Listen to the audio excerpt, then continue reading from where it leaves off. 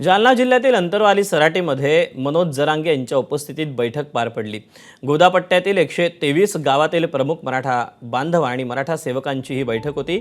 29 ऑगस्टला होणाऱ्या आंदोलनाच्या पार्श्वभूमीवर या बैठकीत चर्चा झाली। मंडप, वाहनांची व्यवस्था, पिण्याचं पाणी, जेवण तसंच ॲम्ब्युलन्स विविध सुविधा उपलब्ध करून देण्यासाठी स्वयंसेवकांची आवश्यकता असल्याचं जरांगेंनी म्हटलं। दरम्यान 29 ऑगस्टचं आंदोलन निर्णायक असून या आंदोलनाचा साक्षीदार होण्याचं आवाहन जरांगेंनी केलं।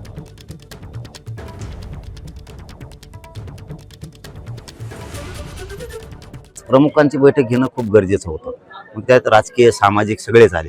तर ही पहिली बैठक आहे अशी, याच्यात सगळे बांधव आमचे हजर होते। 123 गावातले प्रमुख सगळे मराठ्यांनी आता आपण आपल्या महाराष्ट्रातल्या घराघरातल्या गाड्या बाहेर काढून अंतरवालीला येणे एवढंच काम आहे। आपण आपल्यानी स्वतःची जागृती करायची, स्वतःने स्वतःच्या कुटुंबात जागृती करायची आणि स्वतःने स्वतःच करायची आपल्या समाजासाठी, लेकरासाठी। आता मराठ्यांनी कानाकोपऱ्यातून फक्त एकच महाराष्ट्रात लक्षात ठेवायचं, आपण आपली गाडी काढणे, आपण आपले माणसं अंतरवालीच्या आंदोलन 29 ऑगस्टला भेट देणे, बस। बाकी नियोजन सुरू झालं आमचं।